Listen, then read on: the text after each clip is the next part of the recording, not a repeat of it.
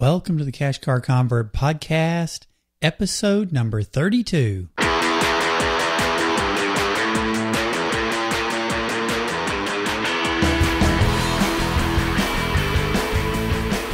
You're listening to the Cash Car Convert Podcast with James Kinson.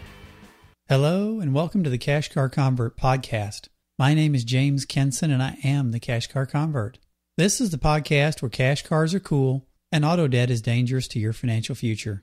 On today's show, it's my pleasure to have a gentleman who is a 6 times New York Times, Wall Street Journal best-selling author. His works have been translated into 20 languages. He's a member of the International Speaker Hall of Fame. He starred in his own television series and appeared in national television commercials.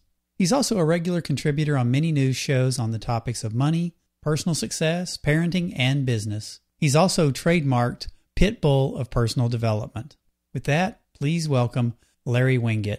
Larry, I like to start my show off by asking how people acquired their first vehicle. I've heard yours was a 1953 GMC pickup. Can you tell me about it? It was my favorite thing. I painted it up, hand-painted it with cartoon characters. I'm a little bit of an artist, and all kinds of wild psychedelic colors. It was back during the 70s, so that was kind of in at the time. And I put a wolf whistle for a horn, and it was a piece of work, believe me. People knew you were coming, right? You betcha, just like right now. That's fantastic. Well, Larry, I really loved your book, Youre Broke Because You Want to Be. It's something that really helped me when I was in debt, and I really loved the way it kind of cut through all the bull and went straight to the core. But to me, it wasn't just a book about money. It was a lot more about responsibility and choices. Kind of helped me with the way you thought about that book. What were you trying to accomplish when you wrote that book? Well, whenever I write any book, James, it's because I see a problem going on in society. That was the case with my parenting book, Your Kids Are Your Own Fault, my new book, Grow a Pair, way back to my original book, Shut Up, Stop Whining, and Get a Life.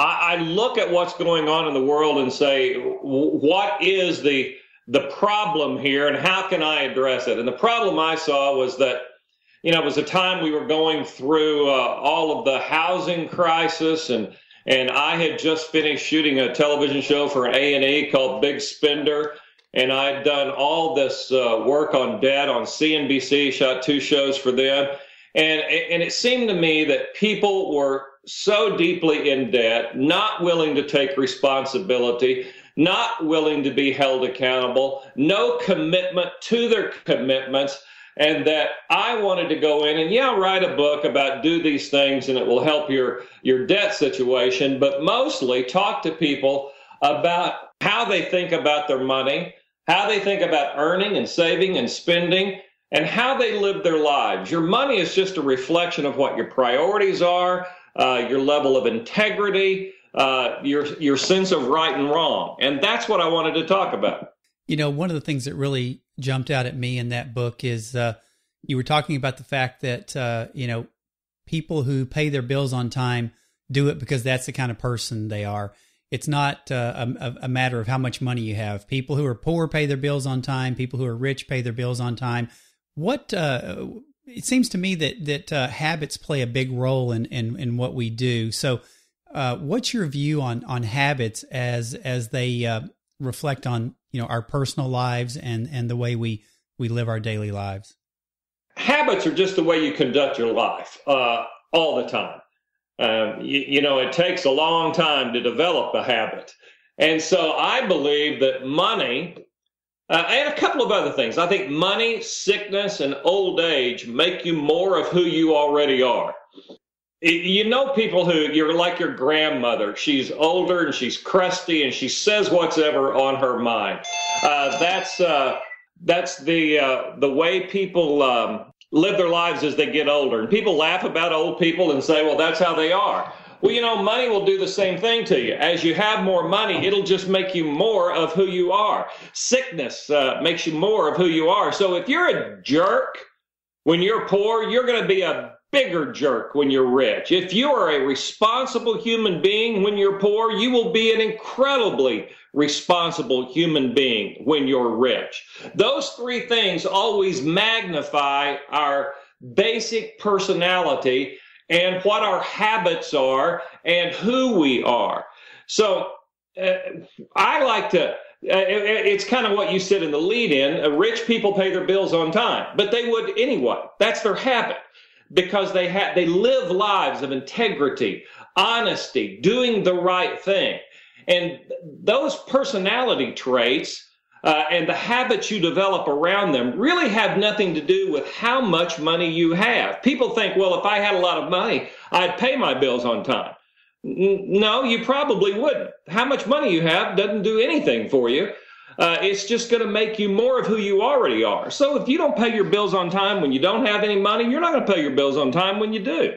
People need to understand that. That's who they are. I think it's more important to teach our kids to be good people, so regardless of what happens to them, they will be good people. Yeah, that's a really great thing. And it reminds me of something else that I've heard before, and that is, if you're not happy when you're poor, you won't be happy when you're rich. I mean, it's, you're still there, right? Everywhere you go. So exactly. Yeah. I wanted to go back and talk some about your personal story. I know, you went through some traumas early in your life that led you to want to be rich, and then once you got rich, you lost it all, and then you had to get it all back. Can you kind of take us through that journey of how you became rich, lost it, and came back? Sure. Well, I grew up dirt poor. I might not be dirt poor. I was dusty at least. My folks just didn't have very much. I grew up in Muskogee, Oklahoma. And I went into my 8th grade class one day, 13 years old, and a kid turned and looked at me and said, "Hey, Winget, you so poor, you only have one pair of blue jeans." And actually I was. I had one pair of blue jeans. They had a little rip in the pocket. And I wore those jeans every day, and you can't have a rip in the same place in every pair of jeans you had. So it was kind of obvious I had one pair of blue jeans. And that absolutely humiliated me. It embarrassed me in front of a bunch of little 13-year-old girls, and that's the last thing in the world a 13-year-old wants, is to be embarrassed in front of the opposite sex, for sure. And I made a decision. Now, this is very important. I made a decision I would never be embarrassed again. All change in life starts with a decision. And my decision was that I would never, ever, ever be humiliated for being poor again. Now, I didn't know what that meant really at the time, and I didn't know how to change my circumstance, but I decided that I was going to get rich. And I didn't know how to get rich. I didn't have any role models of what rich really looked like. We didn't have a whole lot of really rich people in Muskogee, Oklahoma. And so when I made that decision, I looked around at what I could do. Now, the only thing that I could do was work harder than anybody. Really, and I don't say that I am where I am today because I have exceptional talent. I am where I am today because I'll work harder than anybody. I can show up earlier. I can stay later. I can skip breaks. I don't need to eat. I'll put in more effort than anybody, no matter what we go after. I will outwork you. That was the skill I had. And that skill, and that's another reminder to people who want to give us all excuses about why they can't do well. Anybody who makes up their mind, makes the decision to outwork everybody, will get ahead. I just promise you that's how it will be. If you go to work tomorrow, regardless what your job is, and you make the decision, I'm going to outwork everybody here, then I promise you that will pay off for you. And it did pay off for me. I did very well at whatever I went out to do. I ended up as the area sales manager for AT&T for the state of Kansas. When divestiture happened, I left, started my own telecommunications company in Oklahoma, did really well at that, and then went to work one day as a guy who was pretty well off at the time and doing great. Went to work one day, and the Corporation Commission ruled that what I did was no longer going to be legal. And they put me out of business. They did not grandfather me in. So my business went away. So I went to work one day, a rich guy, and left that day broke. I lost everything. That's quite a shock to your system. And I ended up going bankrupt as a result of that. So I went from broke to rich to bankrupt to who I am today. And so that's quite a roller coaster in terms of money. Larry, that's quite a ride. And I know it seems like there are a lot of people who have to have these hard moments to make better choices. I used to work as a painter. So I was laid off 1 month before my first son was born, and that gave me the impetus to go to college. Otherwise, I might have continued on as a painter just because that was a course of least resistance, and it was something I knew how to do. And my whole life has been better because of that. Now, I don't think anybody would choose to go through a bankruptcy, but is there anything you would change in your life? Because, obviously that's who you are now, but is there anything you would go back and change if you could? Oh, not in terms of that situation for sure. The worst thing that ever happened to me was that. The best thing that ever happened to me was that. I am one of those guys that learns the hard way. And I think there are just some of us out there, you have to learn the hard way. I've always had to go face down in failure. I mean, it's got to hurt before I change. And I think that's really the case with most people. I think most of us change. In fact, I believe all of us change quicker from pain than we do from pleasure. I will do anything to avoid pain. And that's really why I am where I am today. I didn't get rich because I loved being rich. I got rich because I hated being broke. That was always the impetus that drove me. But as far as going back and changing anything in my life, yeah, I've said some hurtful things to people and, been the kind of person I wish I wasn't from time to time. But in terms of my story and my circumstances that got me to where I am today, I wouldn't change one bit of it. That's good to know. I think about people out there. Now, I've never been in the circumstances where I felt like I was near bankruptcy. I've certainly been in debt to a great degree, but I was always able to, at least make those minimum payments and manage that. But for my listeners out there who might be where you were, I know a lot of people tend to think that bankruptcy is kind of a fix-all. What would you say to somebody who's looking at bankruptcy in terms of, how many, should they look at other options and so forth? I get a lot of, I get hundreds and hundreds and hundreds of emails every month from people wanting to know what to do with their life or whatever. I shoot a YouTube series called Ask Larry Anything. And so I get this question a lot. And it's probably because I've done so much work in the personal finance industry. I certainly get a lot of questions about debt and about bankruptcy and so forth. And what I always tell everybody, first of all, I've been there. You don't want to go there if you can do anything else in the world. Bankruptcy is your last choice, certainly never your first choice. It's like being 20 pounds overweight and saying, I think I'm going to go get bariatric surgery and have my stomach cut away by 90%. That's pretty drastic. That's a last choice. That's what a doctor would tell you if you were 200 pounds overweight, not 20 pounds overweight. And I see people get in debt and they say, well, I'll just go bankrupt. No big deal. And I will admit in society that we have reduced the stigma of bankruptcy quite a bit. And over the last few years, we've told people, and when you look at the television ads and the radio ads, you would think that just everybody's going bankrupt and that it won't hurt you at all. Well, actually, yeah, it does. It stays with you forever. They say it goes away in 7 years. Yeah, it officially goes away in 7 years, but I promise you, that stigma will hang with you forever, no matter how much money you ever make. It will be there. And so I never suggest to anybody that they look at bankruptcy as a first option. There are situations where that is the option you should take, but those are such a small percentage of the time. So Larry, being that this is a car show, so once you bounced back from your bankruptcy and you became successful, did you buy any cars that were status symbols as a way of kind of validating your wealth? Well, when I was first coming back, I never went in huge debt over a car. I never believed in doing that. I look at guys that drive the red Lamborghini. I live in Scottsdale, Arizona, and there are a lot of those guys. And I always wonder about their if they have anatomy issues when they do things like that. But yeah, when I really made it and really had the money, I went out and paid cash for a used Porsche.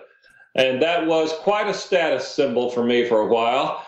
And, that was my symbol of prosperity. And I had it for a few years until my wife came in. Now, I also had an old pickup. So I had this, this killer Porsche convertible, and I had this old pickup. And my wife came in one day and said, Larry, you walk past your Porsche every single day to get in your pickup to drive it. In the last year, and she had checked this, she said in the last 12 months, again, I live in Arizona, folks, it's hot. You've been through 2 batteries, 2 sets of tires, all from it sitting in the garage. And Larry, you drove it 700 miles in 12 months. And I realized that my symbol of prosperity had become a symbol of stupidity. And it was all about my ego. And I used something as ridiculous as a car as a status symbol for who I was. And I realized this is the dumbest thing in the world. I went right down, drove it to the Porsche dealership and said, cut me a check. And they wrote me a check for the car, and I drove away. And I still drive that same old pickup. Wow. Yeah, I'm a pickup guy myself right now. So, I completely understand. Listen, I'm a redneck from Oklahoma. Pickup's what you drive, and it doesn't matter how new and pretty it is. It's just what you do. There you go. Yeah, well, I'm not far from there. I'm down in Fort Worth, Texas, so not too far away. One of the things that I've heard you say is you say, when you give, you get. Can you tell me what that means to you and how that applies to people? Well, I just think that that's a universal law that, so many people are worrying about how much they get and where they can get and so forth. They ought to focus a little more on giving, especially in terms of money. And I'm not talking about just giving away your money, even though I do believe that we should all be charitable with 10% of our income. It's not about a religious thing. It's not about the tithing thing. It's not about any of that. It's just that it's the right thing to do to help people who cannot help themselves. And I emphasize that. I don't help people who can help themselves. I emphasize those people who really can't. And there's some great charitable organizations. It's just the right thing to do with your money. However, here's what I really mean. Before you expect your employer to give you more money, and so you can get a bigger salary, you should give more effort. You should give more value. When you provide more value to your employer, to your customers, to the people in your life and your relationships, when you provide them with more value, you are rewarded.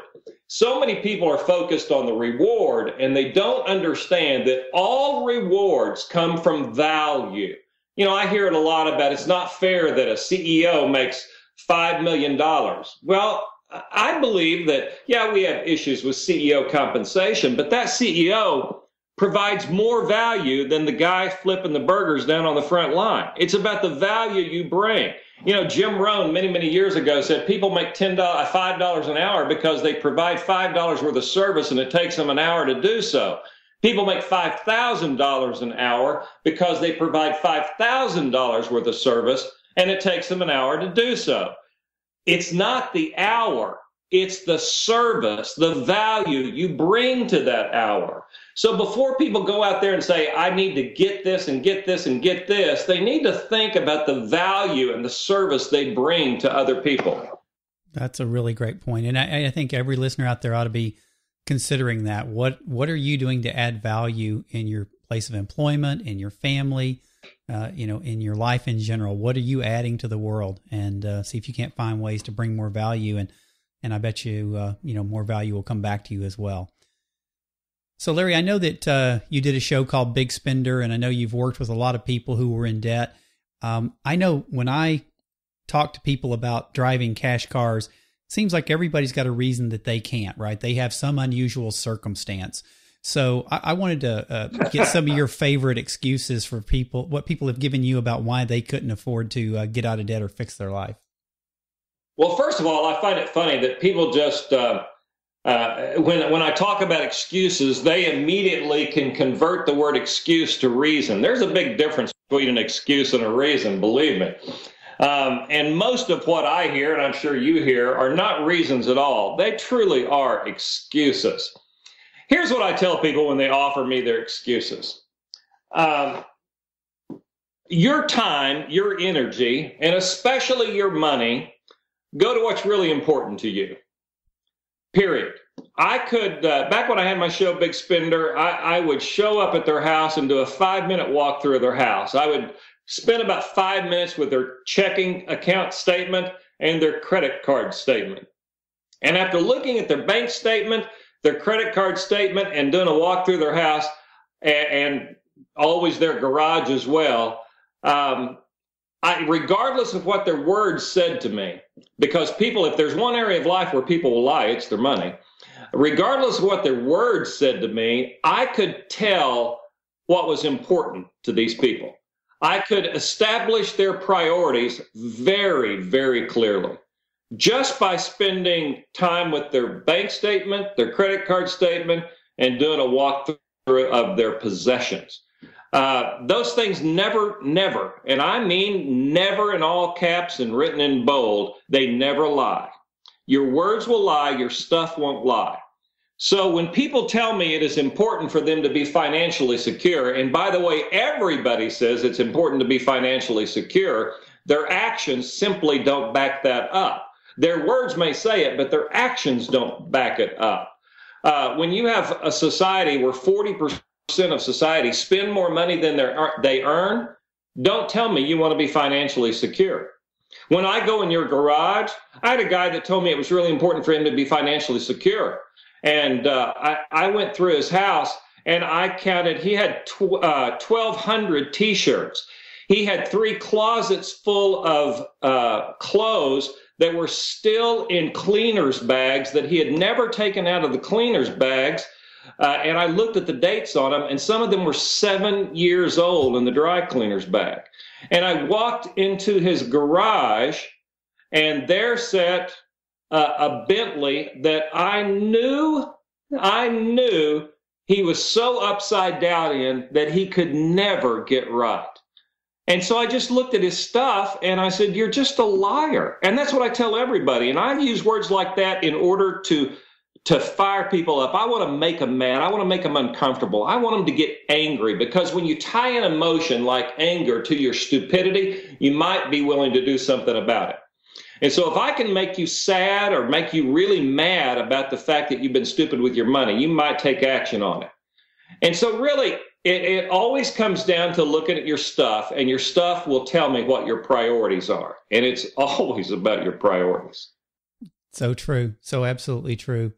So what do you say to the people who say, but Larry, I work really hard. I deserve to have all this stuff? Well, the first thing I say is, do you have kids? And do you plan on your kids going to college?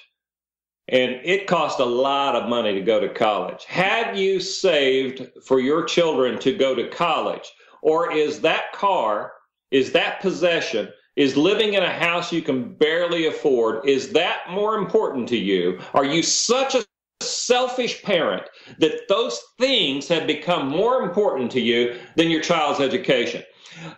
What happens if you get sick? And boy, this is more important than ever when you look at the insurance disaster that our country is in. What happens if you could get sick? The number one cause of bankruptcy in the United States today are medical bills. Are you going to be able to take care of yourself? What if you lose your job? Do you have 6 months of salary put away that could take care of all of your bills for 6 months period? If you don't, then you care more about the stuff in your garage and your closets and all those, the TV hanging on the wall, than you do about your future. And that's all that you really have to ask people. You put them in that situation, so they have to explain. All I try to do to people is hold this reflection, this mirror up to them, so they can see the consequences of their actions. I don't tell people they're right or wrong. I just show them the consequences of their actions. That's great. Then they can be intentional about their actions however they want them to be, right? But at least and really, when you hold that little mirror of responsibility up to people, they do start to see that it was their actions that got them to where they are today. That's really all people need to see to start to create some change in their lives. Yeah, so true. Well, cable bills is a big thing. I know a lot of people watch a lot of TV, and so they spend a lot of time in front of the television, and the cable bills, are really, they can be so expensive. I know you're an advocate for cutting off the television and reading some nonfiction books. So I was wondering if you might give us some ideas of some of your favorite nonfiction books. Well, I wrote a blog called The 5 Books That Changed My Life, and that's available on my blog. But there are so many great nonfiction books out there, and if somebody's looking for a place to start, by the way, I've read over 4,000 books in the last 23 years. Wow! I don't know anybody who's read any more books than I have. Books on every subject you can imagine. I believe, and when I lost everything and was really scrambling financially, the commitment my wife and I made to each other is we would cut out everything in our lives except our own personal education. And we really, really read a lot of books in order to improve our skill level and our talent and our level of motivation to help us with the perseverance and what we needed to do to get out of the mess that we were in. So I always recommend, regardless of your financial situation, to read, but especially if your financial situation is dire, to go out and get some information. If people are wanting to know where to start, well, I did write 6 New York Times, Wall Street Journal bestsellers, so I say you can always start with a Larry Winget book. But there are some great books out there that absolutely can influence your thinking and the way you want to live your life. Anything by Jim Rohn, R-O-H-N, would be amazing. Zig's books are certainly a great motivator, but I would suggest that you read as much as you possibly can, and it's not about how much you read as how you read.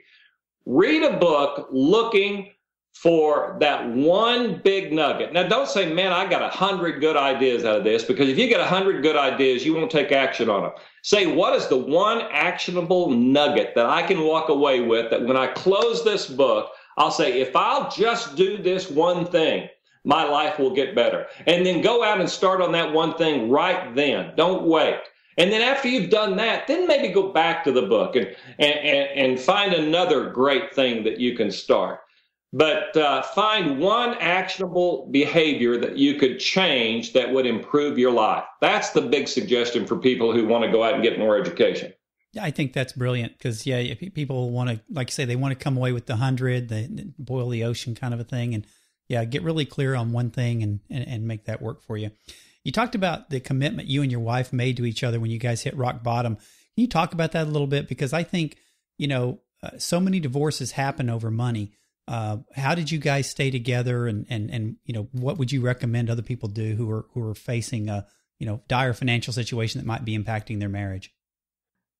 There's a lot of financial infidelity going on in our country right now, more than physical, sexual relationship infidelity. It comes down to money, and that's where couples are lying to each other. The individuals within the couple are lying to each other about how much they spend and where they spend it and so forth. And I think that that's just a darn shame. If there's an area of your life, since it's the number one cause of divorce is money, that you need to get straight, it's absolutely open, honest communication with your spouse when it comes to money. The commitment that I made to my wife was around the fact that we wouldn't lie to each other, we would be honest with each other, and that we were just talking about stuff. We weren't talking about the quality of our relationship. So we kept it about the stuff. My wife and I have the ability to circle the wagons. And if you've ever watched the old Westerns, when they were being attacked, the wagon train was being attacked, they circled the wagons and everybody got on the inside and fought everybody else off from the outside.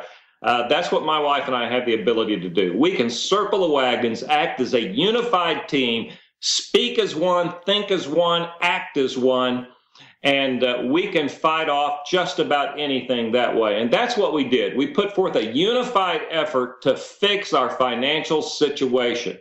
We reined in our spending. We looked at all of our obligations, and we were very committed to our commitments. We looked at every credit card, our mortgage, our car payments, our insurance payments, our utilities. Those were commitments. And I am absolutely dedicated above all else to keeping my word. And that's how I looked at my bills. I gave my word and I would do it. And see, credit is judged on your ability to pay, but also your willingness to pay. So we sort of swallowed our pride, got on the phone with everybody we owed money. She would call a list of them. I would call a list of them and say, I have the willingness to pay. I am at a point I do not have the ability to pay. Can you work with me for a short period of time while I regain my ability to pay? And here's what's amazing with creditors. They're all willing to work with you. I promise they are. If the first person on the phone isn't, ask for their boss. And if they're not willing to, ask for their boss. But if you can keep going through and demonstrate that your willingness is there, it's your ability that is lacking. I've never found a creditor with anybody who wasn't willing to work with you. I had bills where I owed $100 a month, and I was able to say, listen, can you give me 3 months where I'll pay you $10 a month, and it will be exactly on time, and then we can renegotiate, but I am committed to paying you in full. It's amazing how much that open communication, the proactive communication, don't wait until you're behind and they start bothering you. Always be proactive and contact them first. It's amazing at the impact that can have with your creditors and how to deal with them. And that's what my wife and I did. We unified ourselves into one strong voice, and we went out and fixed our situation. Wow. That's, I mean, like I said, you wouldn't want to go through that, but the way you guys circled the wagons and got together and the way you proactively approach the creditors, I mean, that's all really good stuff. I hope everybody really caught that. That's, you know, if that's the only thing you take away from this, that's worth it right there. So, but Larry, I do want to ask you, what's one thing that people could start doing today? If somebody's, you know, you've talked to a lot of people who are in dire straits financially. If somebody out there is listening, where would you have them start? What's the first thing? This is really pretty easy. All you got to do is take stock of where you are. Most people have no clue of where they are financially. And I mean that. And it's amazing to me. They don't know who they owe or how much they owe or when it's due. So get out a sheet of paper and write down where you are, who you owe, how much you owe, when it's due. Then write down how much money you've got to work with. How much money do you have on hand right now? When will the next money be coming in? And be really honest with yourself. And then track your spending. It is amazing how much money slips through your fingers and you don't have a clue where it goes. I've had so many people say, I just have no idea where the money goes. Why? Why don't you know where your money's going? That's stupid. So get out a little journal, and there's no app for this, so don't do that. But get out a journal, a little pocket notepad, and every time you spend a dime, track it.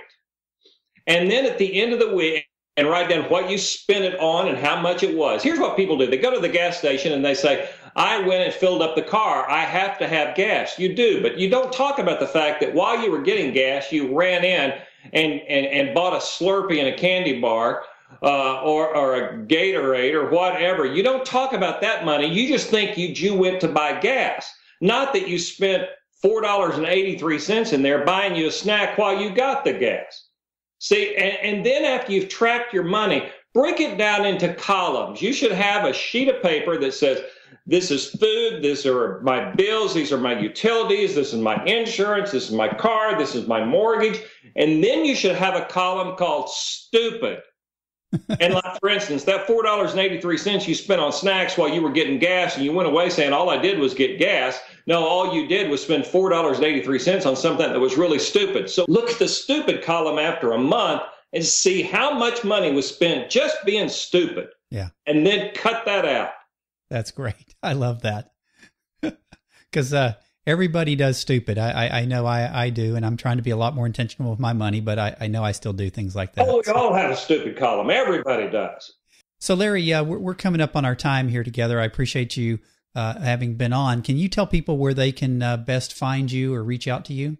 I tell you what, it's easy to find Larry Winget, LarryWinget.com. You can go on Facebook. I have probably one of the most interactive, thought-provoking Facebook pages on the internet, probably. It's called the Larry Winget fan page. You can write me at info@LarryWinget.com. I do a weekly YouTube series called Ask Larry Anything. You can order my books from my webpage, my audios. I have a virtual training program that's very interactive, and there's a big section on money in that program.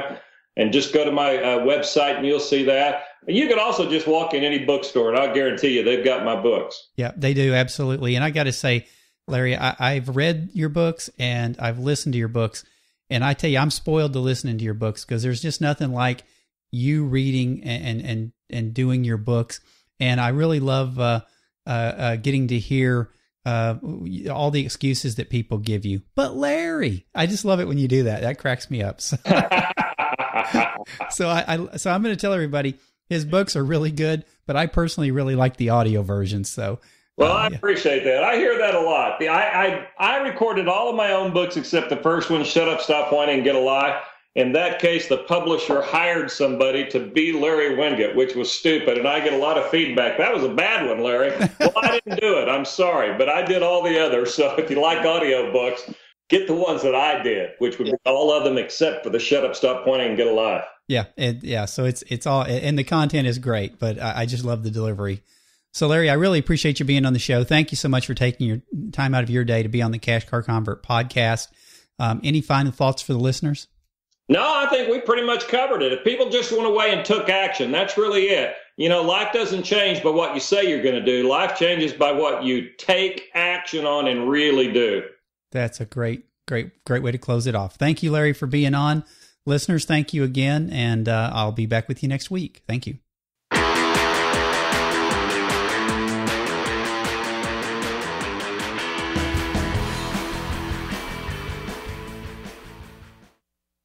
Hey, everybody. Welcome back. I hope you enjoyed that interview with Larry. I was so glad he was on my show today. He was a mentor to me, even though he didn't know it. His book, Youre Broke Because You Want to Be, really helped me turn things around. It helped me to know that I'm the one responsible for my decisions and that the situation I'm in is based on those decisions. And if I want to change my situation, I had to change my decisions, and I chose to do that. Much like Larry, when he was 13, made a decision. He decided that he was going to be rich. He didn't know all the particulars. He didn't know all the steps along the path or the way, but he knew and he decided right then.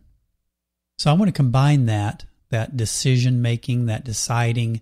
I want to couple that with his thought around how he comes about books, where he tries to just take one good idea away. So in this case, I'm going to say, think about this episode. Think about all the things that Larry said from his personal experience, from the way he's interacted with other people who are in debt. He's tried to help them get out of it. And think about how one of those things may resonate with you more than the others. And then choose that one thing. Take one thing away and decide to make a change in that one area. Just let that one area be the one place that you make the change. And it may be different for everybody. Everybody's in a different place. Everybody hears things differently. So take the thing that resonated with you most, take that one idea, and decide. Decide to change your life, decide to change your future, decide to change the future for your family, your children, and then let me know in 30 days how it worked out. Show notes will be at cashcarconvert.com/032, and you can go back there and leave me a comment and let me know how your 30-day test went. Okay, the thing I want to talk about next is the movie Frozen. The movie Frozen has played in my house probably way too many times. And for those of you who follow me on Facebook, you know that my daughter on at least 2 occasions has, in her sleep, started singing the song Let It Go, including all the hand gestures that go along with it. So I'm sure I've overindulged her a bit there, but it is actually a cute movie and very well done for those of you who haven't seen it or heard it. Well, I have a tendency when I hear songs to think of alternative lyrics. You can think of it as a parody of a current song. And I do this all the time, normally in just short little bursts for a few phrases or lyrics, and then I go on my way. But I had a thought the other day, and it stuck with me, and I started working through it. And so I decided to go ahead and bite the bullet and put it out in this episode. So I know many of you out there have probably spent your life wishing you could sing. Well, when I'm done with this, you're going to forget all about that and you're going to wish I could sing. But here's a parody of the song, Do You Want to Build a Snowman? and it's my version called Do You Want to Leave a Rating? Do you want to leave a rating? Or maybe a review? If there's value in this show, I wish you'd let me know. I'd like to hear from you. I believe we have a good thing. Maybe you do too. I wish you would tell me why. Do you want to leave a rating? It doesn't have to be a rating. Subscribing will do. Do you want to leave a rating? Or leave a SpeakPipe call? I think some feedback's overdue. Am I talking to myself or to the walls? Hang in there, James. It gets a little lonely behind this microphone, just watching the episodes tick by. Listeners, please. I know you're out there. People ask me where the feedback's been. They say have courage, and I'm trying to. My show's right here for you. I know you're listening. I only have my audience. It's just you and me. What are you going to do? Do you want to leave a rating? I say please do. Okay, well, I got past that. I hope you guys enjoyed listening to that. If not the out-of-tune singing, at least the thought that went into it and the enjoyment I had in preparing it for my audience. I hoped you guys would get a kick out of it. And I hope it'll spur a few of you on to go out and leave ratings and reviews for my show. I still have the offer on the table for those who go out and leave a rating and review. When I get to 50, I'm going to randomly choose one of the people who've left 50, one of those 50 reviews and ratings, and give away a signed copy of the Dave Ramsey, Rachel Cruz book, Smart Money, Smart Kids. So if you'd like an autographed copy of that book, you can go out and leave a rating and review. And even if you don't want a copy of the book, you got to give me a little bit of feedback for having the guts to put the song out. I was really hesitant to do it. I know I can't sing very well, but it was just, it was in my head and I had to get it out. So I appreciate you guys indulging me. Have a great rest of your week. God bless you, and I'll definitely be talking to you guys next week.